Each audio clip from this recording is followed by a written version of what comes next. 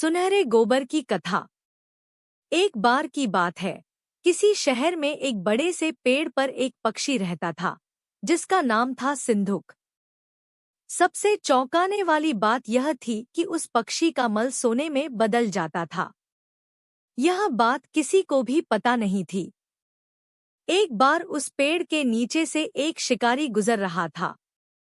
शिकारी उस पेड़ के नीचे आराम करने के लिए ठहरा।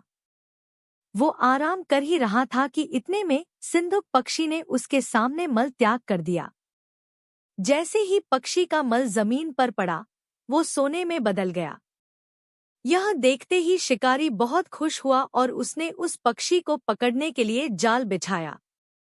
सिंधुक जाल में फंस गया और शिकारी उसे अपने घर ले आया। पिंजरे में बंद सिंधुक को देख शिकारी को चिंता सताने लगी कि अगर राजा को इस बारे में पता चला तो वो न सिर्फ सिंधुक को दरबार में पेश करने को कहेंगे बल्कि मुझे भी सजा देंगे। यह सोचकर डर के मारे शिकारी ने खुद ही सिंधुक को राज दरबार में पेश करके राजा को सारी बात बताई।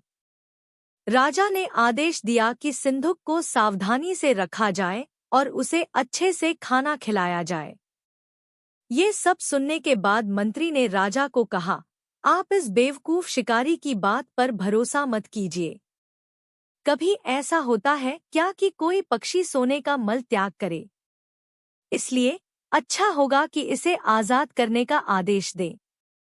मंत्री की बात सुनकर राजा ने चिड़िया को आजाद करने का आदेश दिया।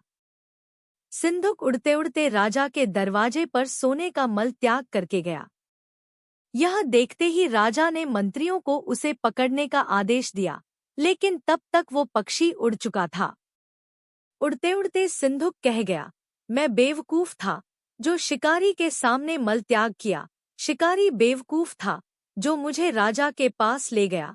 राजा बेवकूफ था जो मंत्री की बात में आ गया। सभी बेवकूफ एक जगह ही हैं। कहानी से सीख, कभी भी दूसरे की बातों में नहीं आना चाहिए और अपने दिमाग से काम लेना चाहिए।